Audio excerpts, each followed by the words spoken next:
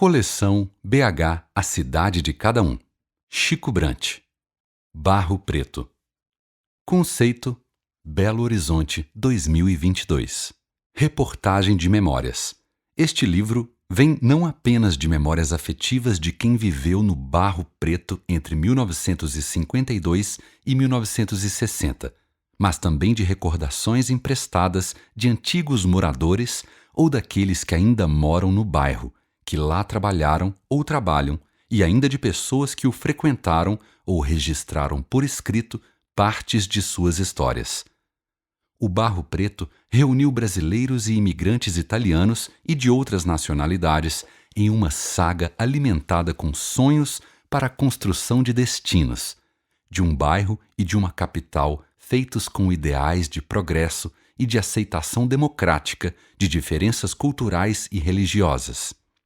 Para complementar as recordações pessoais dos quase 10 anos em que morei no bairro, procurei me valer de minha profissão, o jornalismo, para percorrer e esquadrinhar todo o bairro e as suas 16 ruas, 5 avenidas e uma grande praça, e delas extrair e relatar fatos e personagens do passado, como se fosse uma reportagem de memórias, e ao mesmo tempo um guia para conhecer o Barro Preto até o presente.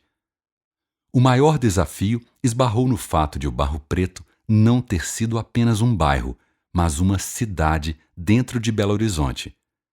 Que a busca desse passado sirva para valorizar a história do bairro e seus construtores, anônimos ou não. Chico Brant. Mais de um século de história.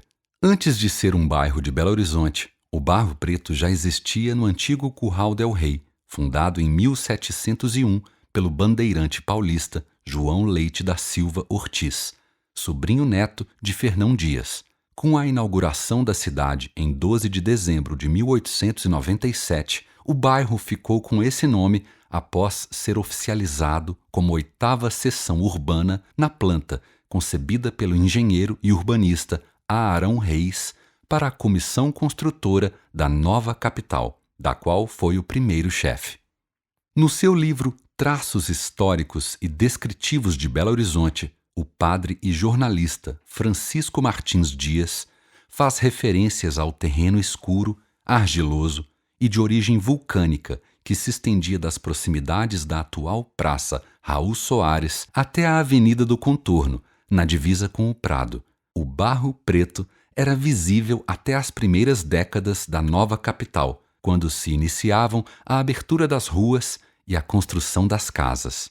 Dentre os novos habitantes que chegaram para a construção da nova capital, entre 1894 e 1897, cerca de 6.000 eram operários, sobretudo imigrantes italianos. Pobres e desgarrados de suas raízes, os trabalhadores se alojavam em precários barracos de adobe ou choças, chamadas de cafuás, levantados por eles mesmos. Mal cobertas, sem reboco, luz, água ou esgoto, elas se espalharam inicialmente pela favela do Alto da Estação, perto do terminal ferroviário e das primeiras fábricas. Depois, também pelas regiões cortadas pelo Córrego do Leitão, seus afluentes e riachos, que desciam inclusive do Barro Preto e Barroca. Em agosto de 1900, um ano antes de se trocar o nome de Cidade de Minas para Belo Horizonte, o prefeito Bernardo Pinto Monteiro, preocupado com o número de cafuás e barracos na área urbana, autorizou a formação do núcleo operário no Barro Preto e concedeu 118 licenças para a implantação de casebres na área, e em 1902, final de sua gestão, 286 títulos provisórios de terrenos para operários e soldados. Entre 1903 e 1905, o prefeito Francisco Bressani de Azeredo propôs abrir redes de água e de esgoto se os operários construíssem casas definitivas por si mesmos, por cooperativas ou financiadores. Em sua tese, A Influência Italiana na Arquitetura de Belo Horizonte, o antropólogo e professor Marcel de Almeida Freitas explica que a canalização dos córregos do Leitão, Acabamundo, Mendonça e outros abriu caminho para a urbanização da 8ª seção urbana, com ruas largas e calçadas. e aos poucos ela deixou de ser um espaço de terra argilosa e preta, cortado por córregos e ocupado por habitações pobres. Entre 1915 e 1916, a prefeitura construiu, na Avenida Paraopeba, atual Augusto de Lima, uma ponte sobre o Córrego do Leitão e outra sobre o Córrego da Barroca, também conhecido como Córrego do Barro Preto. E por volta de 1921 implantou as redes de iluminação e de esgotos na avenida. Entre o final da década de 1920 e início dos anos 1930, a implantação de ruas, redes de água, energia elétrica e esgoto intensificou a especulação imobiliária. Na década de 1940, Belo Horizonte começou a adquirir feição de centro urbano moderno, com reflexo no Barro Preto. A cidade crescia fora da planta original de BH, contida dentro da Avenida do Contorno, mas houve quem elogiasse o Barro Preto por ser a zona urbana que seguiu mais fielmente o desenho urbanístico concebido por Araão Reis. Um pouco antes, em 1936, o prefeito Otacílio Negrão de Lima havia implantado a zona industrial do Barro Preto, junto à divisa com o Carlos Prates. De 1911 à década de 1960, mais de 30 fábricas, além de casas comerciais e de prestação de serviços, se estabeleceram no Barro Preto. Muitas cresceram e se mudaram do bairro, outras tantas encerraram suas atividades. Uma mini-cidade, com área pouco maior que 1 km², o perímetro do Barro Preto é formado por parte da Praça Raul Soares e, no sentido horário, por trechos das avenidas Amazonas, Contorno e Bias Fortes. A Avenida Augusto de Lima corta o bairro ao meio, de leste a oeste até a Contorno, divisa com o Prado. Em diagonal e aproximadamente de norte a sul, a Avenida Barbacena cruza o bairro desde a Contorno até a Avenida Amazonas, onde a atravessa e prossegue no Santo Agostinho. As 3 avenidas perimetrais, as 2 internas e as 16 ruas ortogonais entre si compõem 41 quarteirões quadriláteros e 25 frações menores. O mapa oficial do bairro, de acordo com a Prefeitura de BH, inclui dentro do perímetro as ruas Tupis, Goitacazes, Guajajaras, Timbiras, Aimorés, Bernardo Guimarães, Gonçalves Dias e Alvarenga Peixoto, sentido aproximado de leste a oeste. De norte a sul, elas são cortadas pelas ruas transversais Rio Grande do Norte, Mato Grosso, Araguari, Ouro Preto, Paracatu, Juiz de Fora, Brito Melo e Uberaba. As 2 últimas são as únicas que terminam no limite do bairro e as outras 6 prosseguem no bairro Santo Agostinho. A Barbacena percorre um quarteirão no norte do bairro, entre as avenidas do Contorno e Augusto de Lima, e toda a área sul. Até 1960, muitos achavam, e ainda hoje alguns acham, que pertencem ao Barro Preto lojas e pontos tradicionais situados nos limites do hipercentro e dos bairros Lourdes e Santo Agostinho.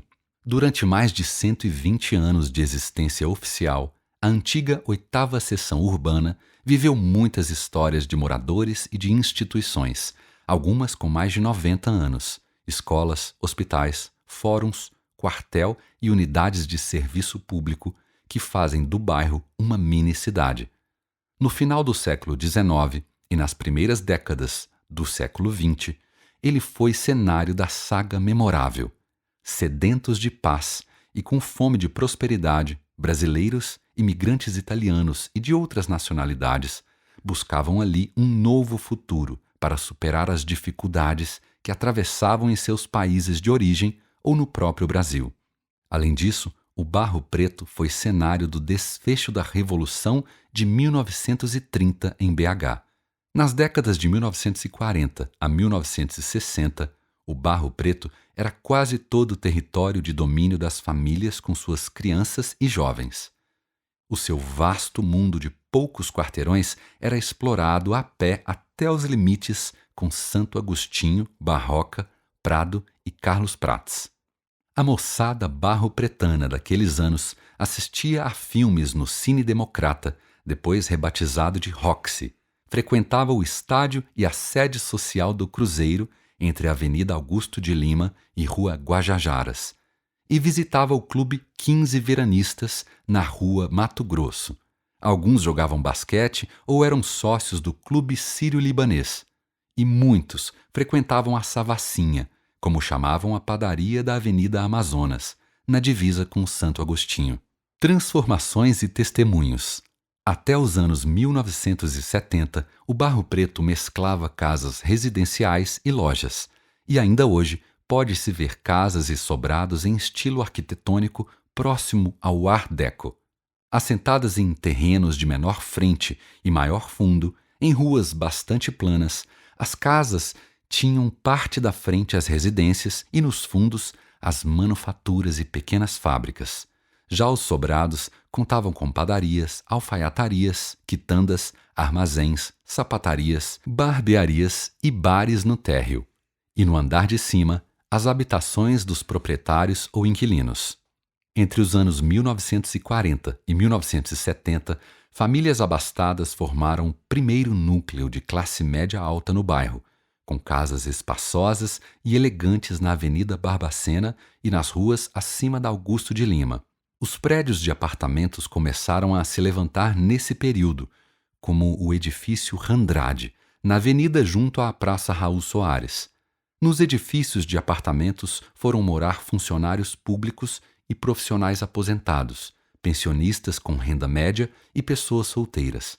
Mais tarde, na Avenida Bias Fortes e demais vizinhanças do perímetro do Barro Preto, alguns prédios se tornaram aos poucos repúblicas de empregados do comércio e do setor de serviços.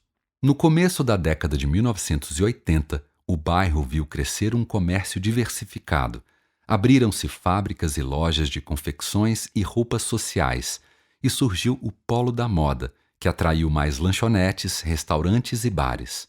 Na mesma época, também a inauguração do Fórum Lafayette no edifício Governador Milton Campos e a do Fórum Trabalhista contribuíram para o aumento do movimento na região, visto que advogados passaram a montar escritórios em casas e prédios próximos. Com suas novas atividades, o Barro Preto tem a maioria dos 6.000 e pouco habitantes em 3.401 domicílios particulares permanentes, recenseados em 2010 e incluídos os apartamentos.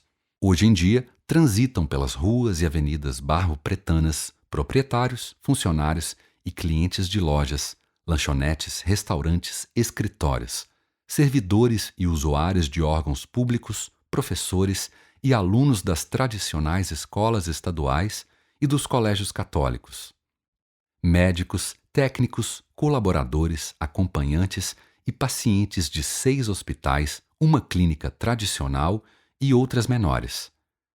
Também circulam por lá policiais civis, militares do exército, sacerdotes católicos e pastores protestantes, dirigentes, torcedores e funcionários do Cruzeiro. Antigos ex-moradores ainda guardam lembranças e o amor pelo lugar. Sandra Maria Fonseca, cantora, que mora há 38 anos em Nancy, na França, é uma dessas pessoas. Em 1972, aos 20 anos de idade, ela chegou de Matutina, oeste de Minas, e seu primeiro emprego foi no escritório de uma construtora no bairro. Seus primeiros e inesquecíveis amigos viviam no Barro Preto e no centro, como os escritores Adão Ventura e Márcio Almeida. O Barro Preto foi para mim, ainda mocinha interiorana, quase como desembarcar em Nova York, brincou Sandra Fonseca, agora cidadã francesa. O ambiente antes acolhedor do bairro já não tem um movimento familiar nas ruas. Praticamente não há mais conversas nas calçadas, nem a meninada a brincar nos canteiros da Barbacena. Tampouco se ouve nos postes o ruído da aproximação dos bondes nos trilhos ou o ronco de motores a pistão de pequenos aviões e biplanos que usavam o aeroporto do Carlos Prates. E o barulhinho discreto e agradável de louças e talheres que vinha das residências durante o almoço e o jantar, sempre servidos cedo. Em sua mutação ao longo dos anos, a grande novidade do Barro Preto, a partir do início da década de 1980, foi o Polo da Moda, um dos maiores centros brasileiros a céu aberto de criação, produção e venda de confecções femininas e masculinas, casuais, esportivas e roupas de festa.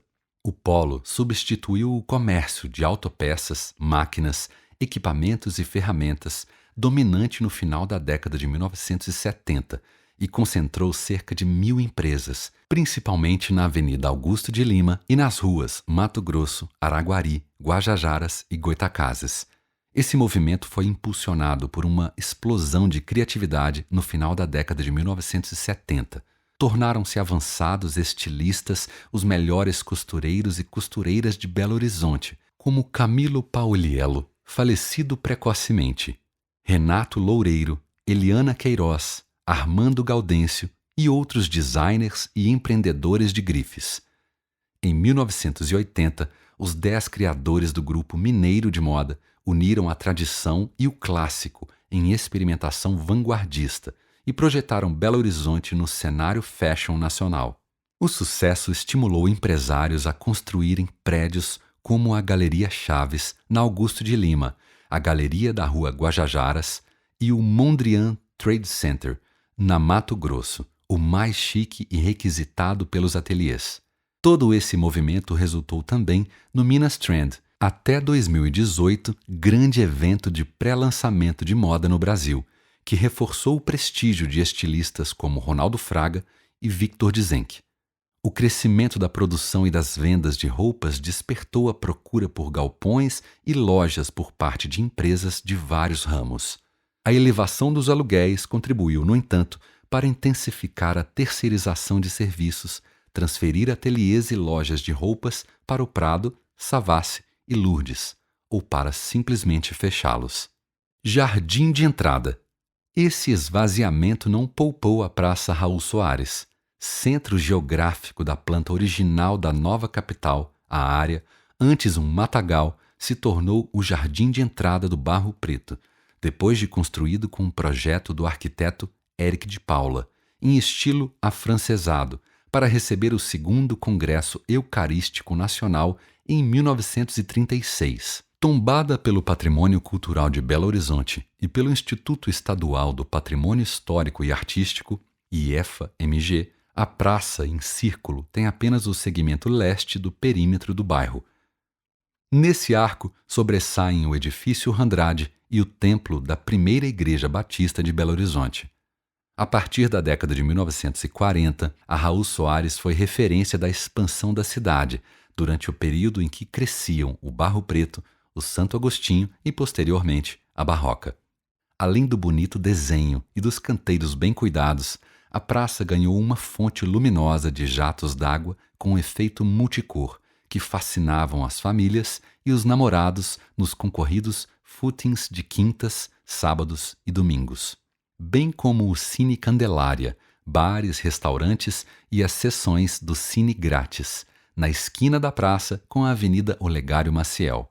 O Diário de Minas, sediado no prédio de 3 andares da Praça Raul Soares, entrou para a história de BH e da imprensa mineira como escola prática de jornalismo e maior celeiro de bons jornalistas em Minas. Criado em 1949 pelo ex-prefeito de BH, Otacílio Negrão de Lima, o jornal foi desativado no início dos anos 1990.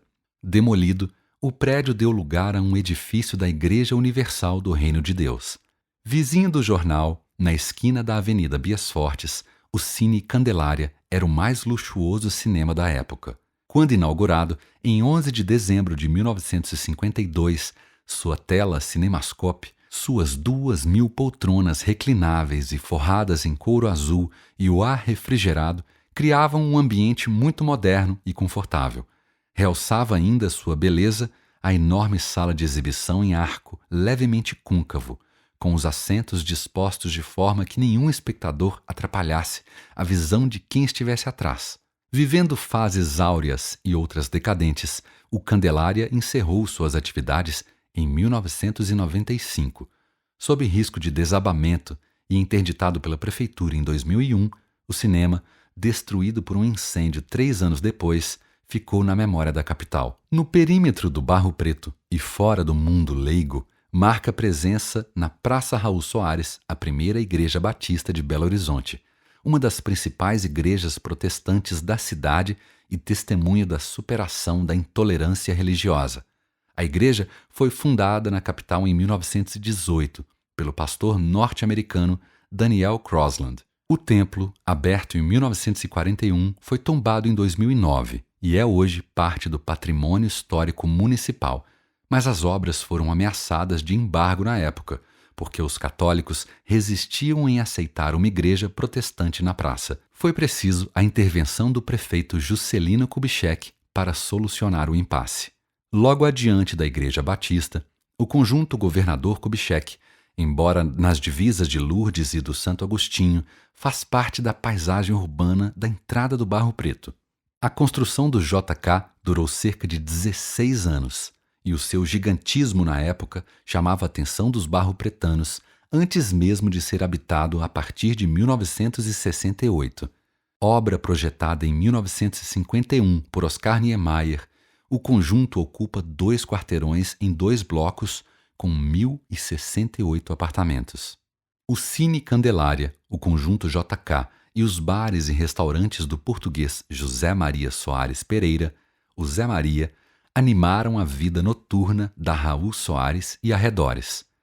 Quem não conheceu o amável e falante português ou seus restaurantes e bares, sobretudo o Hi-Fi, na Avenida Bias Fortes, 1146, deixou de usufruir um dos melhores períodos da praça e adjacências, entre o final dos anos 1950 e a década de 1980. Zé Maria chegou a BH em 1954, aos 18 anos, para fugir do serviço militar nas colônias africanas da época de Salazar.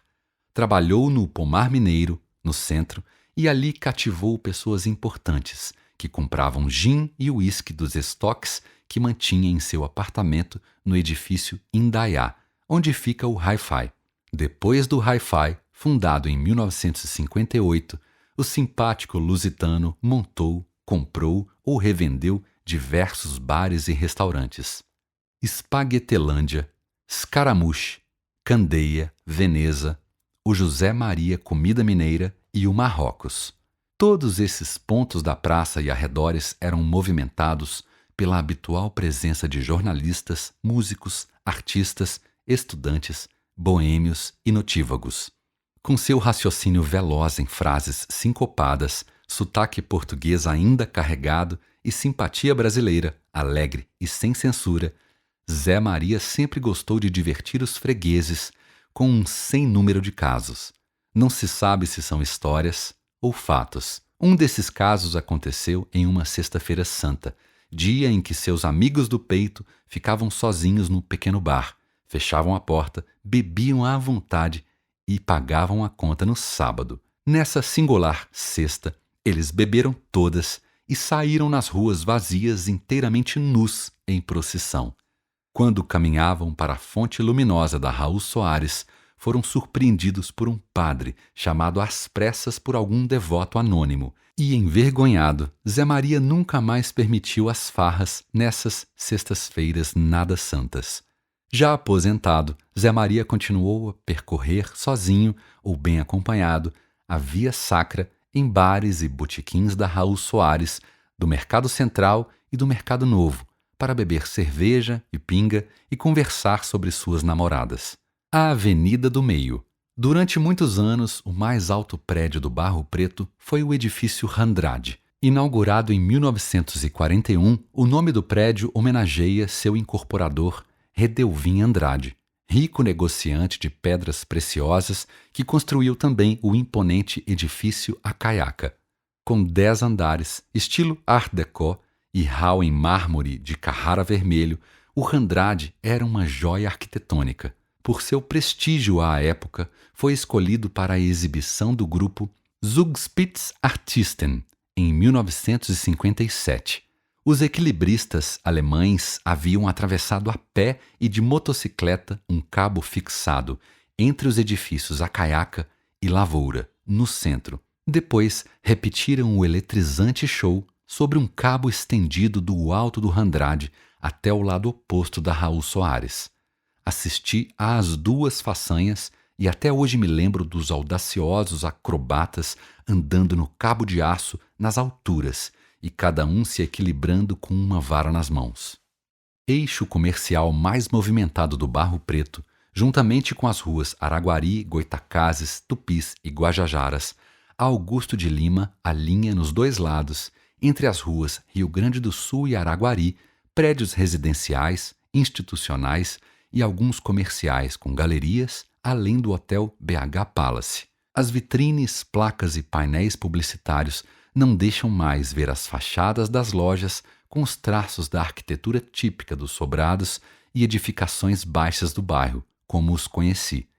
Mas na Augusto de Lima, 1335, quase com rua Araguari, em um desses sobrados, funcionou o Cine Roxy até 1995. Na sua primeira fase, o Roxy vendia muitos ingressos para as matinês dos sábados e domingos, que exibiam filmes de faroeste e de heróis de histórias em quadrinhos.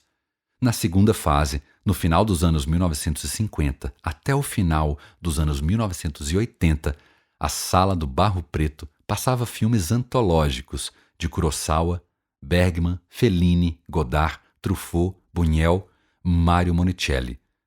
Logo depois do cinema, a Padaria Mundial na Augusto de Lima, 1382, também deixou lembranças. Concorrente da Primavera e de A Nova Capital, a Mundial pertencia ao casal Demétrio e Clementina Nicodemo. Mais adiante, defronte ao Fórum Governador Milton Campos, os sobrados geminados do edifício Najib Saliba, na Augusto de Lima, 1492, também fazem parte da história do bairro e de seus imigrantes.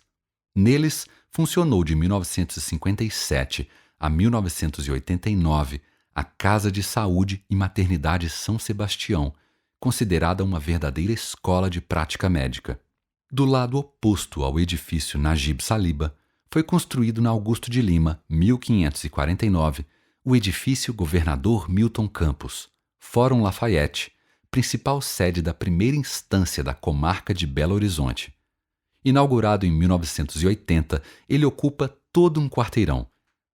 No endereço do Fórum havia um dos mais bonitos e históricos educandários de Belo Horizonte, no qual se estabeleceram sucessivamente o Ginásio Mineiro, o Colégio Estadual e o Colégio Militar. O primeiro educandário de ensino médio instalado no prédio foi o Ginásio Mineiro, transferido para o Barro Preto no início da década de 1940. Ele teve seu nome mudado para Colégio Estadual em 1942, com a Reforma Capanema.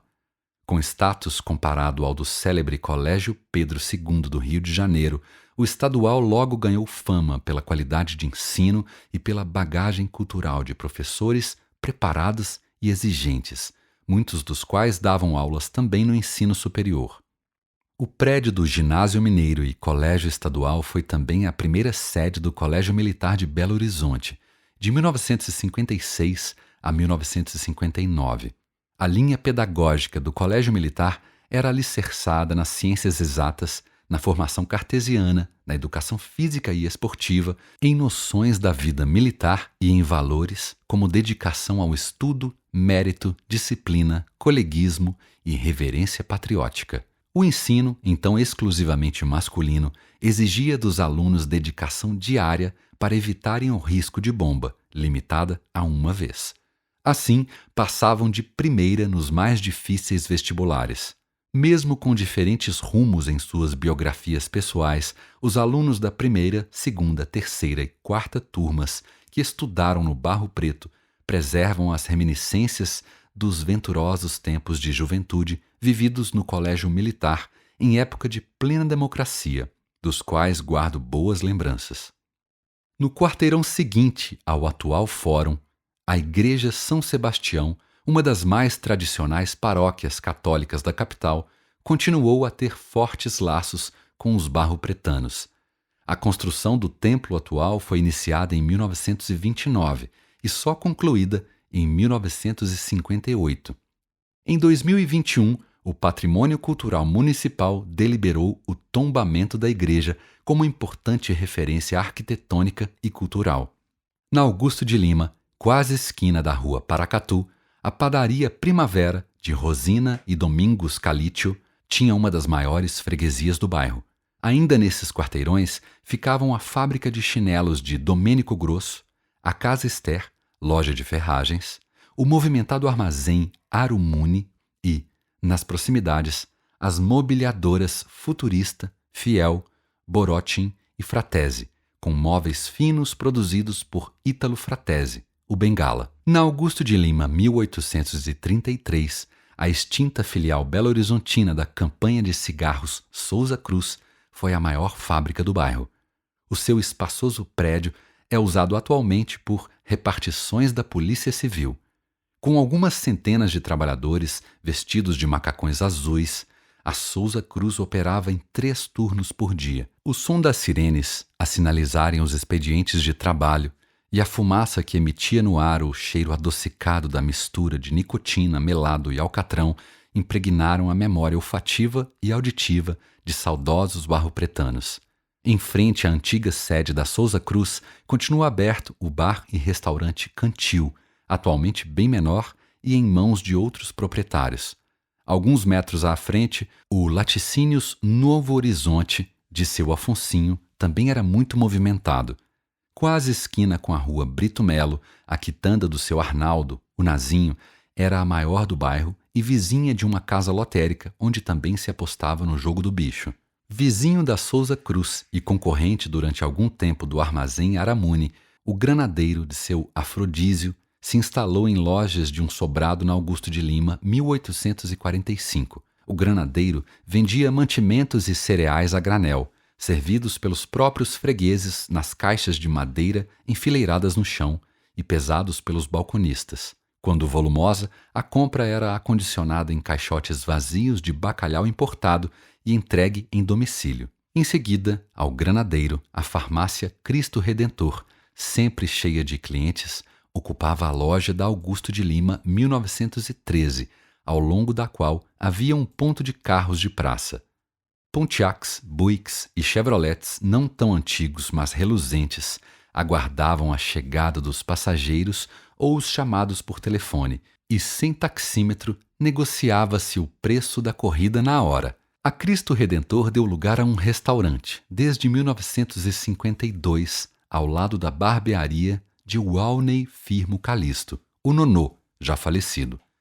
Xará de apelido de JK, ele dizia que de vez em quando Juscelino ia ao Dancing Original Chorus no sobrado do outro lado da avenida. JK não pertencia à roda habitual da casa, mas Pé de Valsa aparecia algumas vezes para dançar, contava Nonô a seus filhos Júnior e Wagner Leonardo. Os dois continuam a trabalhar na barbearia e ouviam o pai dizer também que Juscelino, desde prefeito na década de 1940, vinculou parte de sua atividade política ao Barro Preto. De fato, sua presença está em todo o bairro. JK morou na rua Ouro Preto, ajudou na construção do Hospital Felício Roxo, construiu a maternidade Odete Valadares, apoiou o término da construção da primeira igreja batista e a construção do Estádio do Cruzeiro, batizado com seu nome. No térreo do sobrado da Augusto de Lima, 1904, um bar com sinuca a valer era a perdição de adultos e jovens exímios no jogo da caçapa. No piso superior, bem mais alegre, ficava o Original Chorus, gafieira de boa reputação frequentada mais por casais negros. Nas noites de sábado e tardes de domingo, trajados com o melhor terno, de preferência em linho branco S120 e sapatos de bico fino, às vezes bicolor, eles dançavam com as esposas, namoradas ou pares eventuais, todas também vestidas com muito capricho. A dança no original começava e terminava com Anchors Away, Âncoras Pesam, canção dos marinheiros militares dos Estados Unidos, tocada já meio desafinada no final da noite dançante. Apesar dessa instigante preferência, o dancing não perdia as raízes musicais brasileiras. Tocava sambas, boleros, choros e sambas-canções. Pouco adiante do original está a segunda igreja batista do Barro Preto, criada em 1927 e que nasceu da frente missionária conduzida pelo pastor norte-americano O.P. Maddox, fundador do Colégio Batista da Floresta. Do outro lado, na Augusto de Lima 2109, um dos mais antigos endereços do Barro Preto, recebeu o Instituto Estadual São Rafael, uma das referências do país na educação especial de pessoas com diferentes graus de deficiências visuais. A Avenida dos Tarzãs.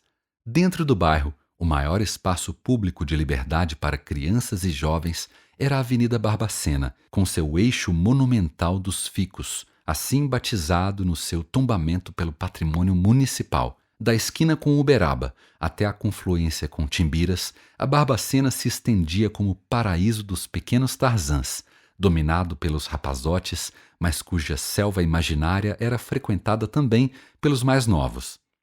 O desafio de todos era saltar de um galho para outro nos frondosos ficus e do alto travarem disputadas guerras de mamonas. Nos anos 1950 e 1960, os meninos jogavam também bolinha de gude, finca, bente altas, tapão com figurinhas de álbuns de coleção, de Nego Fugido e de Mocinho e Bandido em memoráveis filmes de faroeste. As meninas às vezes também jogavam bente altas e bola, andavam de patins e patinete com as amigas, vizinhas e os meninos, e até brigavam entre si por causa de algum desaforo. Nos dias de chuva, os meninos se esbaldavam na enxurrada e desciam da rua Timbiras até a Guajajaras. Os garotos mais velhos adoravam andar de patinete ou carrinho de rolimãs e jogar peladas de futebol.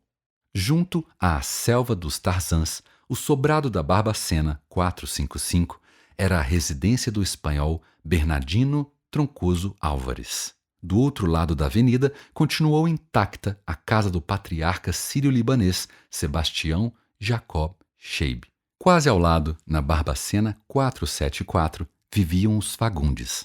A paixão pelos voos entre as árvores e pelos jogos e brincadeiras dava algum trabalho para as mães. Dona Arlete Fagundes precisava às vezes gritar para chamar o filho caçula, Roberto, para tomar banho, almoçar pontualmente com o pai, o professor Abel Fagundes, dono da antiga Escola Técnica de Comércio na Rua da Bahia, e ir para a aula de música na casa da professora Maria Luísa. Na Barbacena, Venâncio Alberto Meceder de Castro e seus jovens amigos gostavam de ir à casa de Tião Pastorel para ver os inacreditáveis pombos que voavam desde a Bahia até lá. Conhecido de Venâncio, Manuel Gomes Cordeiro, dono da distribuidora de filmes MG Cordeiro, e sua família residiam na Guajajaras, e quando ele e o filho Dagoberto saíam à rua acompanhados da filha Marli, a rapaziada se maravilhava com a moça, das mais lindas do bairro. O antigo e grande sobrado do italiano Domingos Chiari, na Barbacena 309, já existia durante a Revolução de 1930, e assim como nas várias casas do Barro Preto, tinha marcas de balas. Mas a memória desse fato histórico foi suplantada pelas recordações de crianças e jovens que moravam no bairro mais ou menos 20 anos depois. Neta de Domingos, Rosemary Chiari ainda tem clara imagem de bela moradora do bairro, namorada do belo-horizontino Ivo Pitangui, celebrizado como o melhor cirurgião plástico do mundo. E há de uma inédita ás do volante que dirigia com elegância e desenvoltura seu Chevrolet Bel Air Bege. A rapaziada barro-pretana, ainda que disputasse entre si os flertes das moças mais bonitas do bairro, se unia para encarar os intrusos do Prado. Filho dos ex-bancários Arnaldo Zuppo e Marina Lorusso, da segunda geração de italianos moradores do Bairro Preto, o médico Ronaldo Zuppo, que nasceu no bairro e trabalha na Clínica São Marcos, se recorda dessas encrencas. Mas a rixa maior era com turmas do Carlos Prates. Os meninos mais atirados subiam a Rua Conquista para buscar água mineral na fonte da Rua Santa Quitéria, ou apareciam no território vizinho apenas para brigar, como acontecia no Carnaval. Em frente ao bar Guanabara aconteciam as lutas de boxe realizadas por Antônio Marreco no ringue por ele improvisado, e onde era temido por quem se aventurava a enfrentá-lo. Certo dia, um baixinho e franzino recruta do exército aceitou subir ao ringue. A diferença de tamanho e peso entre o Davi e o Golias era grande, e o dono do ringue quis dissuadi-lo, mas o desafiante insistiu. Mal começou a luta, o boxeador partiu para cima, a fim de nocauteá-lo logo, como habitualmente fazia. Rápido na esquiva, o rapaz escapava dos socos. Quando os rounds já se prolongavam, Marreco, seguro de que finalmente o derrubaria, baixou a guarda e, de repente, pou! Levou um poderoso uppercut no queixo e se estatelou no chão, como nunca havia ocorrido em sua até então invicta carreira. A grande diversão eram, no entanto, os jogos de futebol entre os times do bairro ou com adversários de fora. As equipes pediam revanche antes mesmo do início das partidas. Certa vez, o Cartago, do Barro Preto, perdeu de 11-0 para o Rio Casca, do Carlos Prates, mas na segunda partida venceu por 4-1. Junto à Alameda dos Ficos, o Vera Cruz, assim como o São José, foi um dos hospitais pioneiros do Barro Preto e um dos principais da cidade. Projetado pelo arquiteto italiano Raffaello Berti, foi construído na Barbacena, 653, pelo engenheiro e empresário Ajax Rabelo e pelos médicos Silvio Mariglia e Antônio Figueiredo Starling. Eles planejaram criar um hospital moderno na capital, mas superaram a expectativa. Em 1952, 3 anos após a inauguração, o Vera Cruz realizava a primeira cirurgia de coração na cidade. O hospital trouxe muitas inovações e se tornou referência na cardiologia em BH. Do outro lado do Vera Cruz, a indústria Nansen S.A., instrumentos de precisão, despertava muita curiosidade até o final dos anos 1960, por causa do mistério que a envolvia desde a Segunda Guerra Mundial. Corriam no bairro rumores de que ela se ligava por um túnel sob a rua Juiz de Fora ao quartel do Exército. Little Italy de BH. Com a abolição da escravatura em 1888, os imigrantes italianos vieram para a agricultura de café no sul de Minas e na Zona da Mata, ou para atividades urbanas em cidades maiores, como Juiz de Fora e Poços de Caldas. Em 1895, o engenheiro Francisco Bicalho, novo chefe da comissão construtora da nova capital, pedia ao governo do estado o recrutamento de mão de obra estrangeira. Na capital mineira, os italianos moraram na Lagoinha, Carlos Prates, Barreiro, Santa Teresa e outras áreas da cidade, mas no Barro Preto foi expressivo o número deles. Os oriundi criaram no Barro Preto uma Little Italy, pequena Itália, provenientes das províncias do Nordeste, Norte e Sul da Itália, com experiência em ofícios rurais e na construção civil. Em BH, eles se tornaram ferreiros, sapateiros, marceneiros, alfaiates, pedreiros e pintores, e foram absorvidos por fábricas ou abriram os próprios negócios. Das profissões liberais vieram sobretudo arquitetos, como Luiz Olivieri, pioneiro em projetos de mansões residenciais, Rafael Berti, autor do maior número de criações de prédios institucionais da cidade, Luiz Signorelli, filho de italianos, e o engenheiro Romeu de Paoli. Geralmente numerosas, as famílias italianas refizeram no Barro Preto o ambiente caloroso e sociável, típico daquele país, e incluíram os amigos feitos no bairro. Rosemary Chiari ouvia desde criança histórias sobre as inesquecíveis festas na casa do avô. No lugar do sobradão de Domingos, Chiari, na Barbacena, foram construídos 2 edifícios geminados de apartamentos. Lá funcionava a fábrica de carroças e carruagens de Domingos, e chegaram a morar, distribuídas nos 2 andares, 22 pessoas da família. Domingos fez história em BH, onde já se encontrava em 1896. Ele montou na Avenida Olegário Maciel sua fábrica de carroças, imprescindíveis ao transporte de materiais de construção. Anos depois, junto com os irmãos Pedro Paulo e Ângelo, abriu na rua Juiz de Fora a fábrica de carros e carroças Domingos Chiari e Irmãos, a maior do gênero na capital. Em 1925, cada um dos irmãos tomou seu rumo.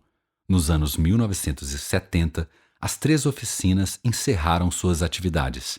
Famílias imigrantes, como os Pieri, Fratesi, Dorella, Ricaldoni, Savini, Grimaldi, Gino, Bruschi, Storini, Barulli e outros tiveram maior presença na área norte do bairro. Juntamente com os brasileiros, tinham suas residências, lojas e pequenas fábricas distribuídas pelas ruas paralelas, Goitacazes e Tupis, bem como pela Avenida Augusto de Lima e ruas transversais. Portas abertas. Imigrantes de outras nacionalidades participaram do crescimento econômico do Barro Preto. Dentre os espanhóis, escolheram o bairro para negócios ou moradia os irmãos Severino, Santiago e Visitación Ballesteros, Bernardino Troncoso Álvares e Fernando Carazo, craque do Palestra Cruzeiro. Dos comerciantes sírio-libaneses, destacaram-se Sebastião e João Jacob Scheib, Emílio Haddad, o cirurgião Mahardas Nancran, o médico Najib Saliba e seus filhos Aloísio e Mário Saliba. Os israelitas abriram a fábrica de móveis Minart, que chegou a ser a maior de Minas entre as décadas de 50 e 70, e as mobiliadoras Futurista e Borotim. Os Chiari, os Pieri, Ítalo Fratesi, o espanhol Carazo, o brasileiro José Raimundo Borges, os portugueses Francisco Ferreira da Costa e José Martins Novo ganharam prestígio como moveleiros e carpinteiros. Palestra Itália. Pelo lado social, o Palestra Itália, Cruzeiro, teve papel tão importante que a história do Barro Preto teria sido outra se os italianos não tivessem feito do clube um de seus principais pontos de convivência.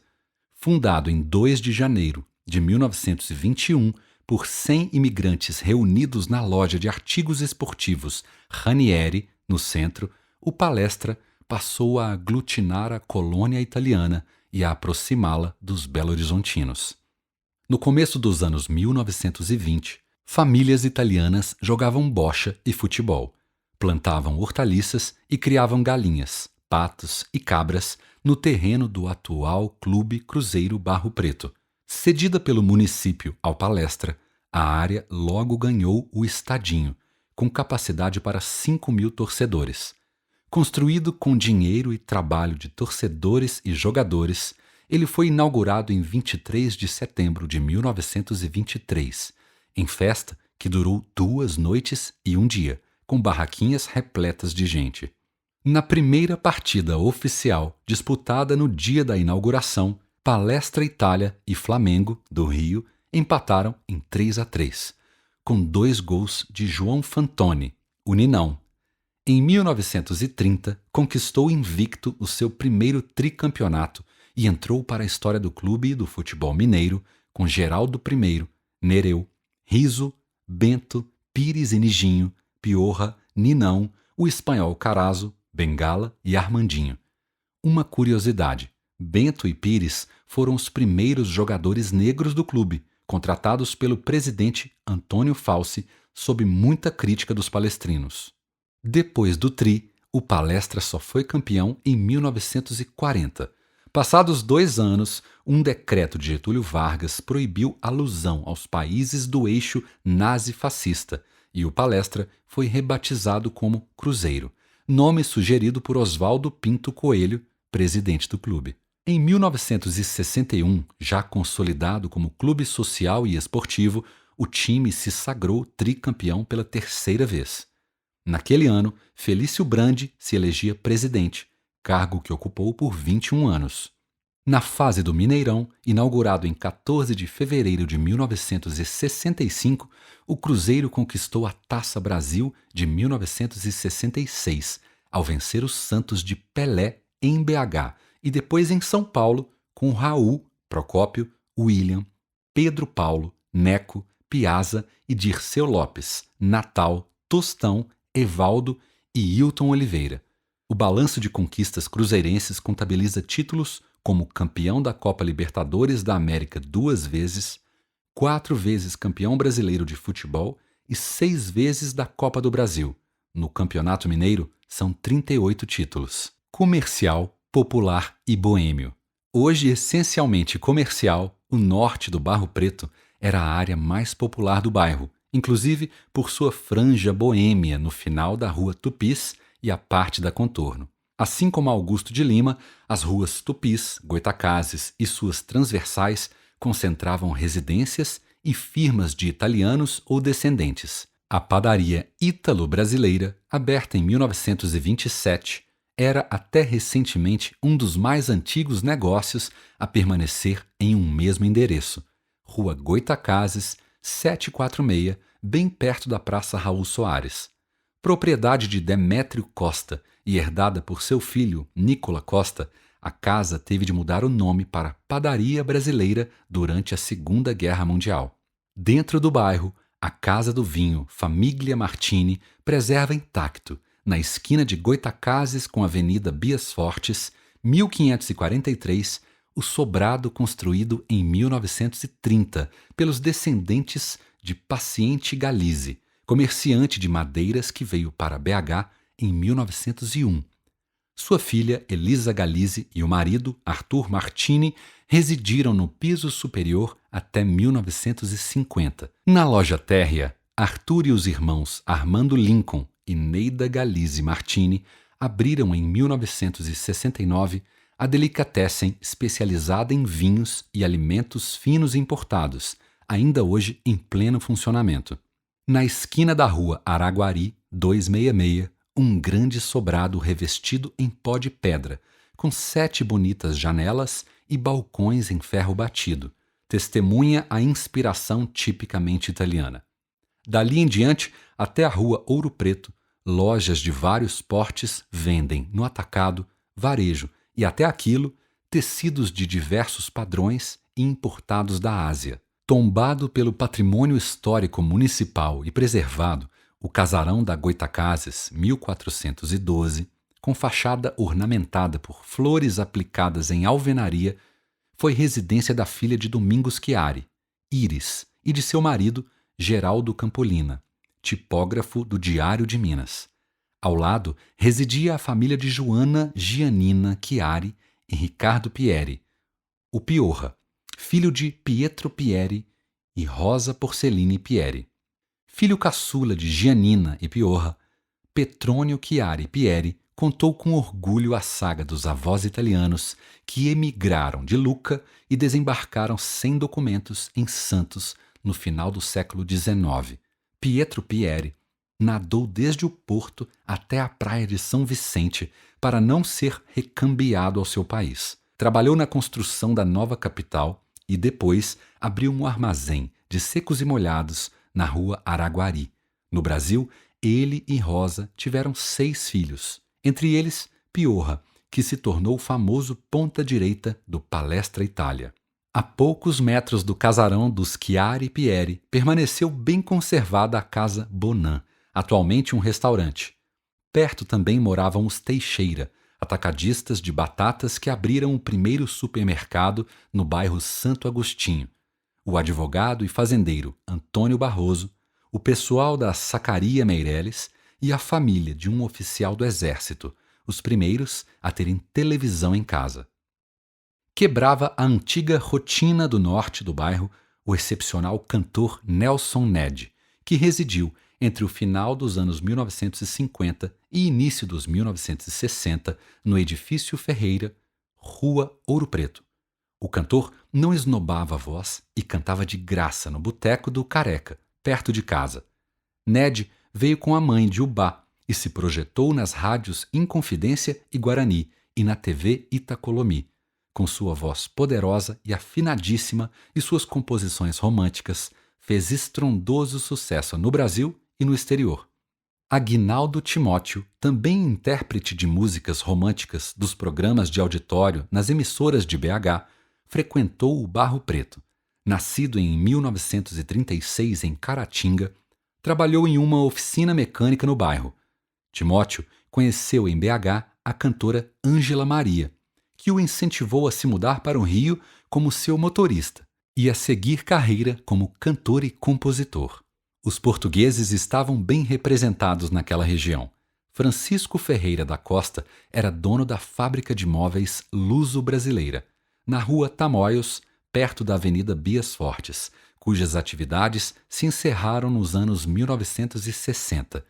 O português José Martins Novo era proprietário da fábrica e da loja de móveis Duas Pátrias, nos sobrados da rua Goitacazes, 1186 e 1196, ainda de pé. Outros que por ali se estabeleceram, por mais ou menos tempo, foram os italianos João Isoni, Domingos Costa e Ângelo Chiari.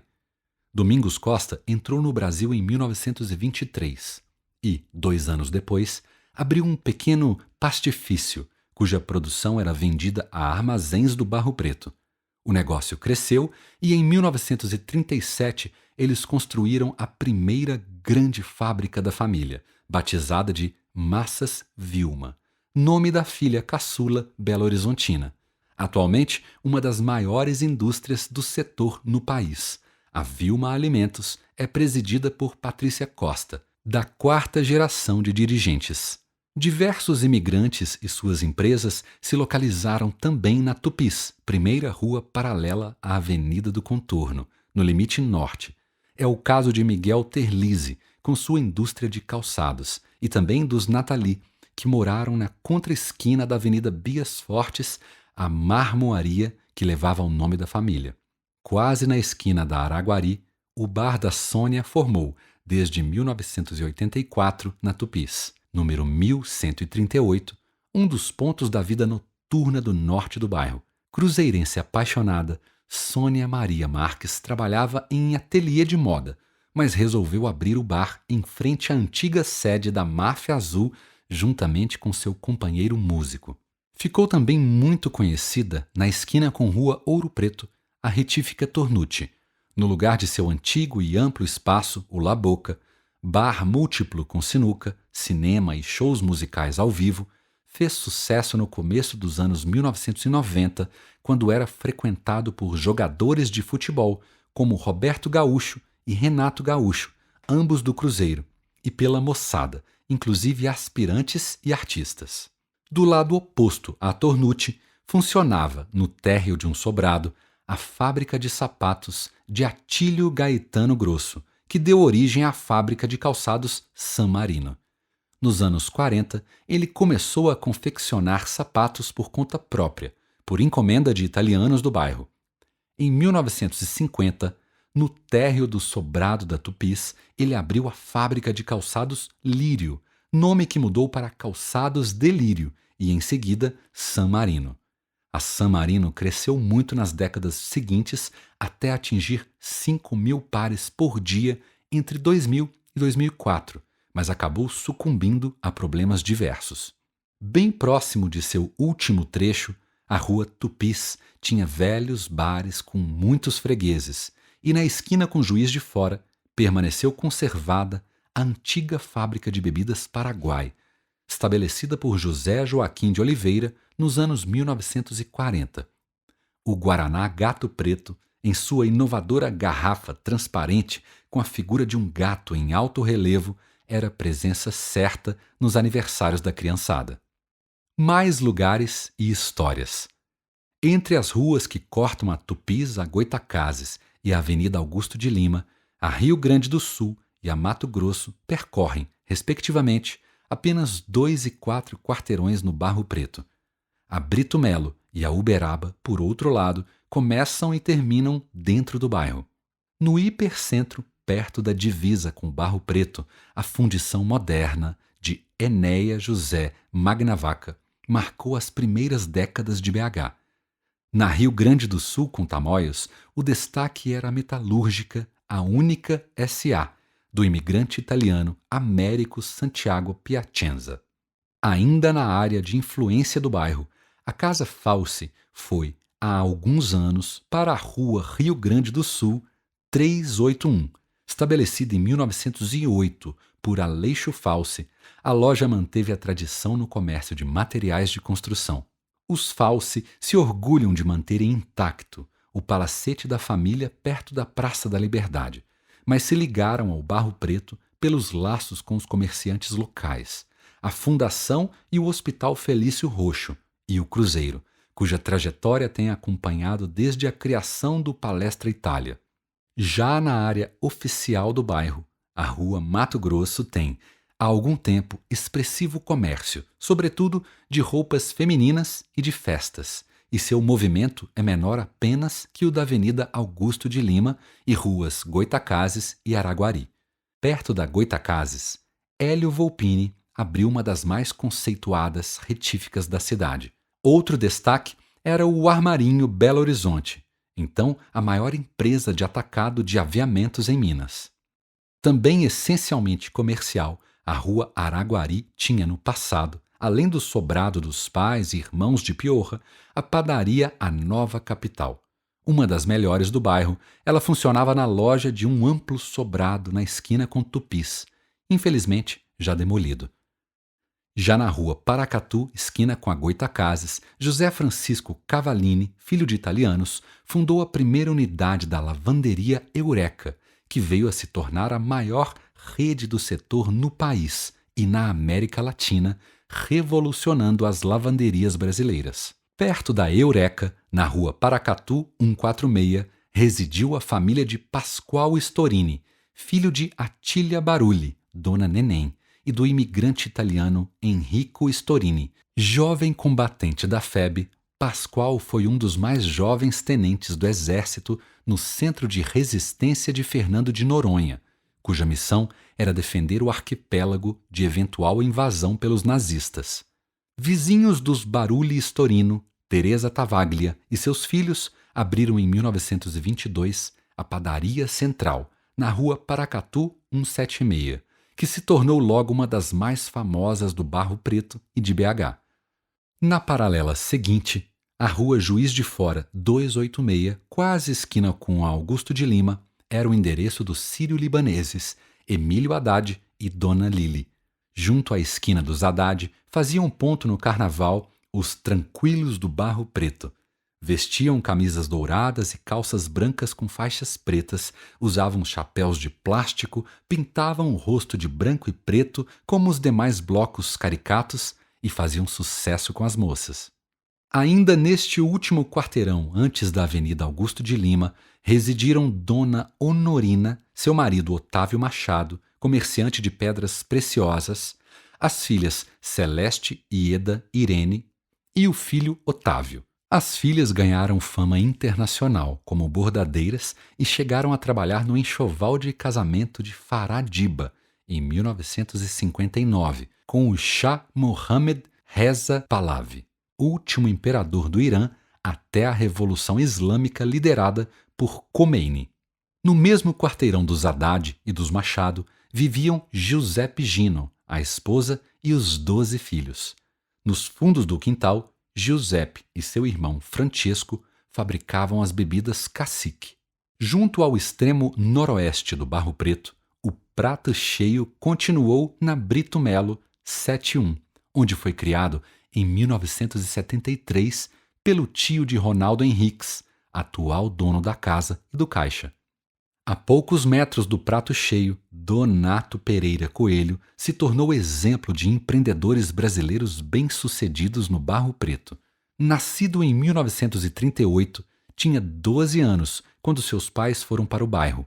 Aos 18, bateu o carro que dirigia, danificou o motor e acabou se interessando por mecânica na oficina de seu Raul, na rua Goitacazes. Lá, observando as reformas de motores, começou a incrementar inovações que multiplicaram a produtividade do trabalho. O lugar ganhou fama, o que animou Donato a abrir a oficina própria em 1963. Foi essa oficina que deu origem à recondicionadora Delta, que viria a modernizar a tecnologia de prestação de serviços no setor.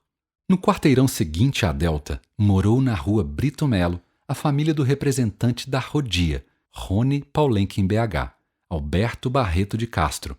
Casado com Júlia Messeder de Castro, os dois vieram de Salvador para BH com os 10 filhos, entre eles o hoje cirurgião Venâncio Alberto Messeder de Castro e Ana Teresa Castro Lopes da Costa, professora aposentada.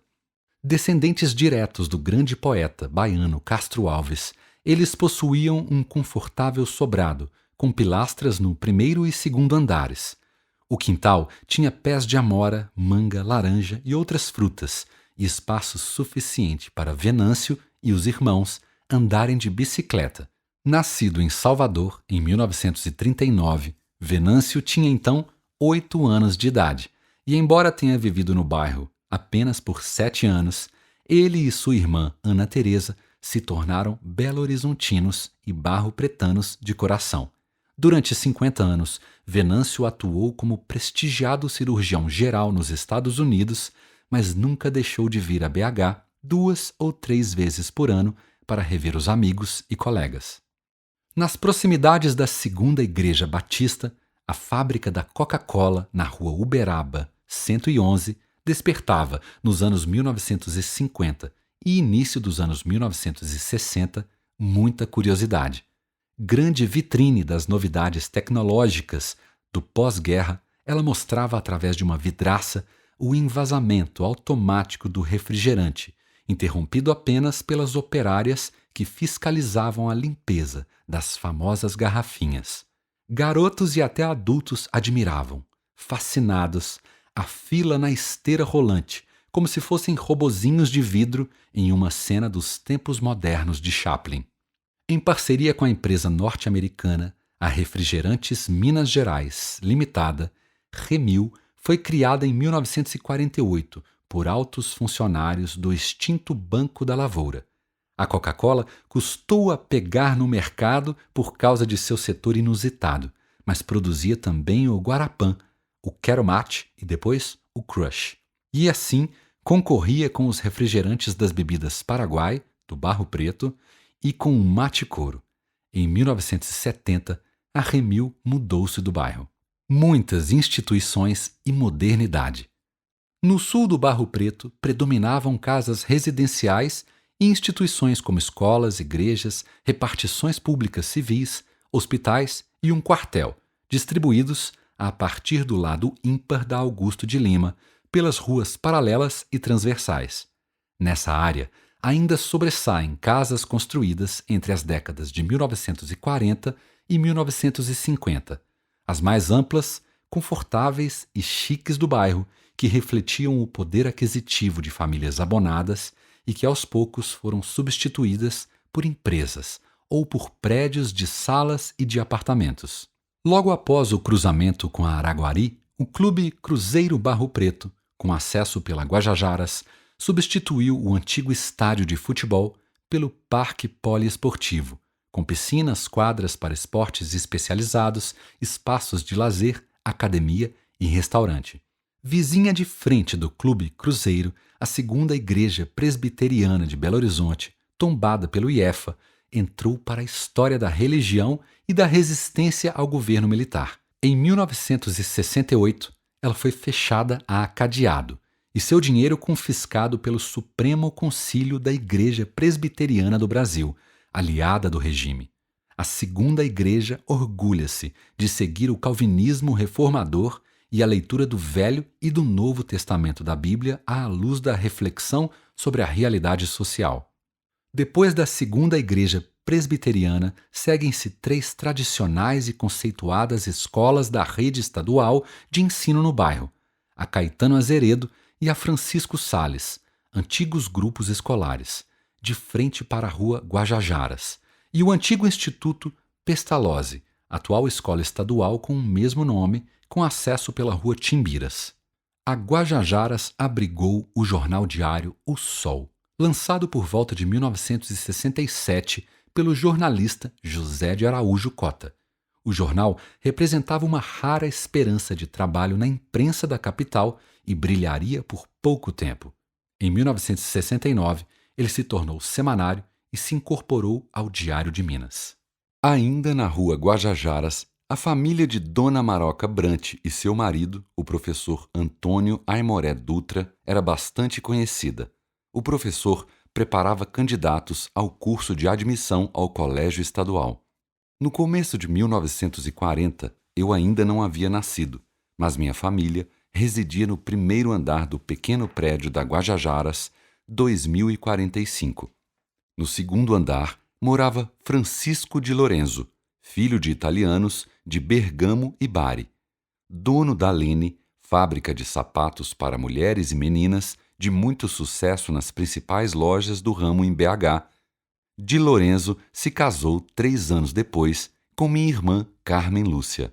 Passados 10 anos, minha outra irmã, Fernanda, se casou com um sargento do Exército, Geraldo Esteves, também morador do bairro. Após o falecimento de nossa mãe, Dona Dalva Alves, em 1949, meus demais irmãos, Fernando, Élcio e Tirso, e eu passamos a residir no Barro Preto. Na rua Guajajaras 2160, vivia a família do imigrante italiano Aristóteles Lodi e da brasileira Otonina Kubitschek, sobrinha de João Nepomuceno Kubitschek, tio-avô de Juscelino e senador estadual entre 1891 e 1902. Aristóteles redigiu em italiano a ata de fundação do Palestra Itália em 1921, inspirada na ata inaugural do Atlético Mineiro, e que também ajudara a escrever 13 anos antes. Ainda na Guajajaras, depois de atravessar a Avenida Barbacena, permaneceu a casa dos pais de Antônio Tavares, o incrível Toninho, que carregou consigo a glória de ter sido um dos meninos mais livres e espertos do Barro Preto. Nascido em 1950, ele conhecia na palma da mão não só o bairro, mas também o Calafate e a Gameleira, aonde ia de bonde ou a pé. Certa vez conseguiu libertar da carrocinha o seu cachorro veludo e escapou correndo sem parar até a Gameleira. Primeira paralela com a Guajajaras, a Rua Timbiras tem, no número 3060, a Escola Estadual Pestalozzi, um dos principais estabelecimentos públicos brasileiros de ensino especializado para pessoas com deficiência mental, atualmente classificada como Transtorno Global de Desenvolvimento, TGD. O Instituto Pestalozzi foi fundado em 1934 pela educadora Helena Antipov, brilhante pedagoga russa refugiada no Brasil, e chegou a prestar assistência permanente a cerca de 1.000 alunos. No quarteirão seguinte, a Casa da Timbiras, 3236, precursora da arquitetura moderna no bairro, foi residência da família da bonita e charmosa Sônia Botrel, musa do Colégio Estadual Central, então já transferido para a divisa do Santo Antônio e Lourdes. O 12º Batalhão, com frente para a Rua Timbiras e fundos para Gonçalves Dias, em uma área de 2 quarteirões de largura por 3 de comprimento, o 12º Batalhão de Infantaria Leve de Montanha, com acesso pela Rua Tenente Brito Melo, foi cenário da decisão da Revolução de 1930 em Minas Gerais. Entre 3 e 8 de outubro daquele ano, 400 militares do 12º Regimento enfrentaram o cerco iniciado pela Força Pública Mineira, atual Polícia Militar. Do Exército, 15 militares foram feridos e 17 morreram, dos quais 2 em ataques a repartições federais no centro da cidade. Na Força Pública Mineira e no meio civil, teria havido, supõe-se, o total de 50 feridos e mortos. Nas décadas de 1940 e 1950 e início dos anos 1960, o antigo regimento de infantaria era próximo dos moradores do Barro Preto, que muitas vezes iam ao quartel nas solenidades comemorativas do Exército e das mudanças de comandantes. Lembro também da garotada crescida conversando sobre as aparições da mula sem cabeça na quarta-feira de cinzas, alusivas às mortes ocorridas na Revolução de 1930. Tínhamos também o hábito de subir o trecho de acesso exclusivo ao quartel na Rua Brito Melo, para assistirmos, no extenso pátio defronte à fachada, aos desfiles das tropas puxados pela magnífica banda de música do regimento. Levávamos essas incursões até a divisa do fundo na Rua Gonçalves Dias, onde ficava o Centro de Preparação de Oficinas da Reserva, CPOR. Diferentemente da Timbiras e suas paralelas, a Rua Aimorés tem apenas 4 quarteirões dentro do Barro Preto. No primeiro quarteirão funciona o Hospital Universitário da Faculdade de Ciências Médicas de Minas Gerais, que sucedeu, em 1989, a antiga Casa de Saúde e Maternidade São José, inaugurada em 1945, e que ajudou na formação de muitas gerações de médicos. Paralelas a Aimorés, as ruas Bernardo Guimarães, Gonçalves Dias e Alvarenga Peixoto ainda contam com amplas casas residenciais construídas durante a expansão da capital rumo ao oeste. A maioria ocupada atualmente por escritórios, clínicas e pequenas lojas. Primeira transversal e ao lado da Raul Soares, a rua Rio Grande do Sul, 714, tem a Pizzaria do Porto, um ponto tradicional de happy hour. Por sua vez, os 2 quarteirões da Mato Grosso do Sul, no bairro, abrigam lojas de lingerie, vestidos de casamento e de festa da moda feminina. As demais transversais, nos trechos acima da Avenida Augusto de Lima, somam o maior número de imóveis do Barro Preto tombados pelo Conselho Deliberativo do Patrimônio Cultural do município de Belo Horizonte.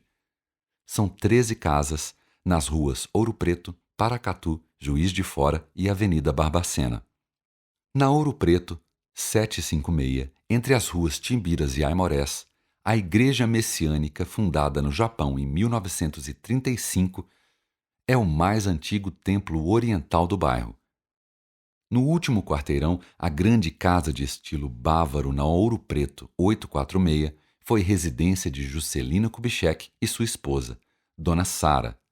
JK a construiu por volta de 1938, durante o Estado Novo, quando o fechamento do Congresso lhe tirou a cadeira de deputado federal, e ele voltou a trabalhar como cirurgião urologista. Em 1968, Juscelino passava por dificuldades financeiras no exílio e alugou o casarão ao libanês Abdallah Macarum, que acabou por comprá-lo. Paralela a Ouro Preto, a Paracatu passa em frente ao pronto atendimento do Hospital Vera Cruz. Após atravessar a Avenida Barbacena, há um grande e belo solar na Paracatu, 855, e 2 casas próximas, construídas entre as décadas de 1940 e 1950, já tombadas. Paralela seguinte, a Rua Juiz de Fora passa por outro templo oriental do Barro Preto, o Sukyo Mahikari, de orientação budista. No seu trajeto até a Barbacena, é ladeada por firmas instaladas em casas, sobrados e pequenos edifícios reformados ou ainda originais, como o gracioso sobrado da Juiz de Fora 585. Perto do final da rua, a casa da Juiz de Fora 1095, igualmente tombada, testemunha a arquitetura modernista na capital. Ainda acima da Augusto de Lima, na loja da Rua Brito Melo, 326, atual número 324, a farmácia Cristo Redentor abrigava em seu andar superior o consultório do médico Teodoro Martins Vilas, que atendia aos pobres que chegavam de caminhão em uma romaria da saúde. Ao lado da casa do padeiro Bento, restou o sobradinho da família de Andrelino Pimenta, filho de fazendeiros de São João Evangelista. Na esquina em frente havia a casa da família de Benjamim, líder natural dos vizinhos pré-adolescentes. Com muitas árvores, o grande quintal parecia pertencer a todos os seus amigos, que tinham nele o cenário imaginário de bang-bangs tropicais. No mesmo quarteirão, 2 edifícios mais altos substituíram uma das casas da família Chiari, na qual moravam o casal Benedito e Cecília e o filho Lourenço Chiari, igualmente querido dos vizinhos e amigos da sua idade, e ainda a dos Boglô. O garoto José Roberto Boglô era bom de bola nas peladas na Barbacena e no campo semiprofissional do Regimento de Infantaria. Ele justificou seu talento anos mais tarde. Convocado para a seleção mineira, marcou um único gol no River Plate durante a partida de inauguração do Mineirão, em 5 de setembro de 1965. Do Atlético foi para o Santos, Vasco e, de novo, Santos. No trecho final da Rua Tenente Brito Melo, nos fundos do Regimento do Exército, a entrada do Centro Cultural Presidente Itamar Franco, inaugurado em 2018, dá acesso ao mais arrojado espaço arquitetônico e artístico da cidade. O centro integra a Sala Minas Gerais, a Rede Minas de televisão e a Rádio Inconfidência, agrupadas na Empresa Mineira de Comunicação. A Sala Minas Gerais, uma das melhores da América Latina, abriga a Orquestra Filarmônica de Minas Gerais. Última rua transversal, a Rua Uberaba, abrigava a famosa Casa de Encontros da Margarida. Assim como a Casa da Zezé, na Floresta, a Casa da Margarida recebia clientes endinheirados, entre eles, profissionais liberais bem-sucedidos em suas áreas. Baiana, a dona da casa se enriqueceu com o negócio. Um quarteirão acima, o Empório Io Amo Delicatessen de Rosemary Chiari, na Rua Uberaba 402, se especializou em massas artesanais. Em sua loja, Mari continuou a manter um pedaço de saudade da antiga vida no bairro, promovendo os jantares com pratos da culinária italiana ao som de canções tradicionais interpretadas ao vivo. Ao me falar das memórias que guardou da mãe, falecida aos 96 anos, Mari se comoveu. A beleza de Iracema, legendária no Carlos Prates, quando solteira, ganhou fama no Barro Preto, onde se casou e foi adorada pelas crianças a quem costumava oferecer doces e balas. Próximo ao final da rua, na esquina com Gonçalves Dias, a desativada Casa de Detenção Antônio Dutra Ladeira era a principal cadeia pública de Belo Horizonte. Uma volta do começo ao fim. Ao se tornar movimentado corredor de transporte, a Amazonas deteriorou, ao longo do seu trajeto, os solares e sobrados residenciais em estilo eclético, que desde os anos 1970 deixaram de ser símbolos de riqueza e de prestígio social dos seus antigos moradores. No começo do lado ímpar da avenida, na divisa do Santo Agostinho, restam alguns exemplares deles, mas no lado par, divisa do Barro Preto, praticamente não há. Na mão direita da Amazonas, com o final da Rua Brito Melo, confluência batizada de Praça Dom Bosco, a referência dos pais católicos para a educação das filhas era o Colégio Pio XII, fundado em 1942 pelo Instituto das Filhas de Maria Auxiliadora, de inspiração religiosa e filantrópica, e constituída de freiras da Congregação Salesiana, criada na Itália. Com amplas instalações, o colégio se estende pelo quarteirão da Avenida do Contorno, 8.902, até o final da Rua Alvarenga Peixoto. Avenida dos Hospitais. 6 hospitais e uma antiga clínica fazem do Barro Preto um segundo polo de saúde em BH. No trecho em que a Avenida do Contorno faz parte do perímetro do bairro, estão 4 deles. A mais recente conquista da medicina em BH é o Mater Dei Contorno, o mais moderno hospital da capital, entregue ao público em 2014. Fundada em 1980 pelos médicos ginecologistas e obstetras José Salvador Silva e Maria Norma Moraes Silva, sua esposa, a rede Mater Dei concretizou 3 sonhos que José Salvador acalentou desde o início da carreira: a prevenção do câncer do colo uterino, a eliminação da dor do parto e a construção de um hospital. Edificado no terreno do antigo mercado distrital da Contorno, 9.000, o Mater Dei Contorno dispõe do que há de melhor em infraestrutura hospitalar e mantém padrão de qualidade reconhecido internacionalmente. Ao lado do novo Mater Dei, a maternidade Odete Valadares, inaugurada em 1955 pelo então governador Juscelino Kubitschek, é importante centro de neonatologia, de aplicação de técnicas em partos com complicações e de atendimento a gestações de alto risco. O belo prédio foi projetado pelo arquiteto Raffaello Berti, italiano que chegou a BH em 1929. Batizado com o nome da viúva do governador Benedito Valadares, o hospital resultou das atividades realizadas por ela em Minas, a favor da LBA e dos soldados da FAB, e que inspiraram JK a implantar uma casa de partos para mulheres pobres.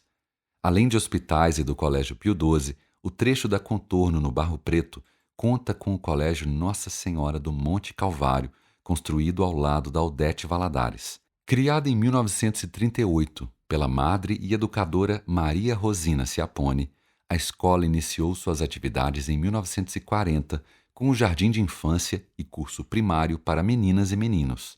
Anos depois, abriu os regimes de internato para alunas do curso ginasial e o curso de professores primários. Sua fama cresceu no interior do estado, onde famílias incentivavam as filhas a se formarem professoras. Vizinho do Monte Calvário, o Hospital Felício Roxo, um dos maiores da capital, teve origem na doação de 1.000 contos de réis feita pelo imigrante Felice Rossonicola e administrada pela fundação instituída em setembro de 1937, cerca de 6 meses antes de o benemérito falecer aos 70 anos. O rico imigrante cogitou doar parte de sua fortuna para a Santa Casa de Misericórdia da capital. Entretanto, os amigos mais chegados, Antônio Falsi, Arthur Savassi, Gasparini, o aconselharam a criar uma fundação com o seu nome e a construir um hospital para pessoas carentes, para perpetuar a doação que, se fosse em dinheiro, seria gasta e esquecida.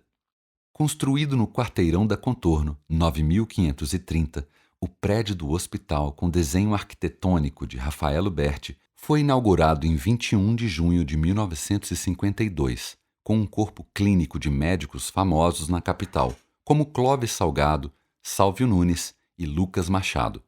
Foi o primeiro hospital de Minas a transplantar um coração e também o primeiro a dispor de uma unidade exclusiva para transplantes. Um pouco abaixo do Hospital Felício Roxo, a padaria e confeitaria Bom Pão fica em frente ao edifício Concorde, na Avenida do Contorno, 9.915, onde ficava a casa da família Castro. Já na Contorno 10.192, esquina com Rua Tupis, uma das principais rinhas do Brasil atraía criadores de galos e apostadores do país e até da Argentina. Até 2002, apostadores profissionais lotavam um grande galpão para assistirem às brigas e jogarem muito dinheiro nos galos afamados ou azarões. Ainda na Contorno, ao longo dos quarteirões com as ruas Paracatu, Ouro Preto e Araguari, e até a Tupinambás, já no hipercentro, os depósitos de materiais recicláveis se especializaram no comércio de papéis e papelões. Alguma esperança anima os 250 catadores associados à Associação dos Catadores de Papel, Papelão e Material Reaproveitável, ASMARE. Socorro ao Coração. Com 50 anos de fundação celebrados em 2018, o Socor resultou da saga pioneira de 8 médicos que criaram na Rua Tupis, com Juiz de Fora, o primeiro pronto-socorro cardiológico privado de BH. Os médicos formavam um núcleo de cardiologia no Hospital Felício Roxo, coordenado pelo Dr. Célio Andrade. Depois de constituir o pronto-socorro do coração do próprio Felício Roxo, os 8 cardiologistas, em 1968, decidiram fundar o Socor, inspirado no Instituto do Coração de São Paulo, da Faculdade de Medicina da USP. Em 1991, foi inaugurado o novo Hospital do Barro Preto, na Avenida do Contorno, com Rua Juiz de Fora. Depois da confluência da Rua Araguari com a Avenida do Contorno, a Avenida Bias Fortes, 1865, é o endereço da Minas Ferramentas, uma das mais tradicionais lojas do ramo em BH.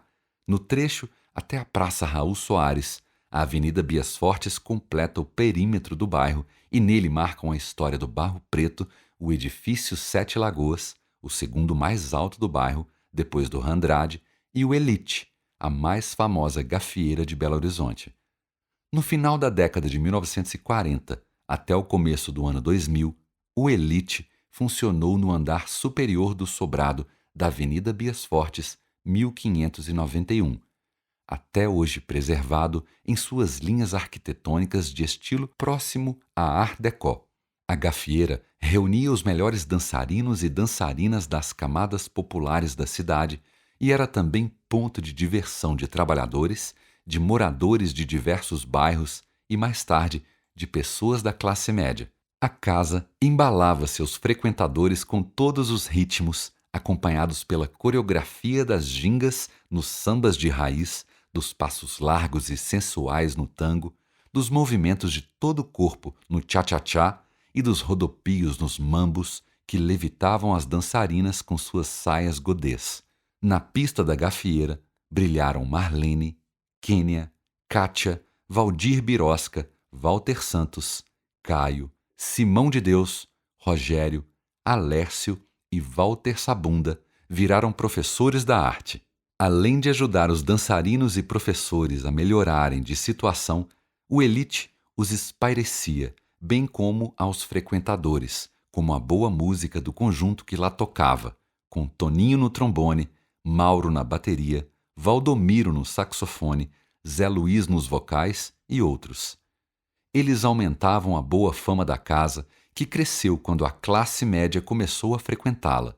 Delegados, deputados, homens e mulheres endinheirados e de fino trato iam lá praticamente todos os domingos para dançar, beber e namorar. A elite de BH começou a conhecer o nosso Elite. Zombou a dançarina Kátia com gostosa gargalhada. Fim. Narração de audiobook por Lucas Avelar.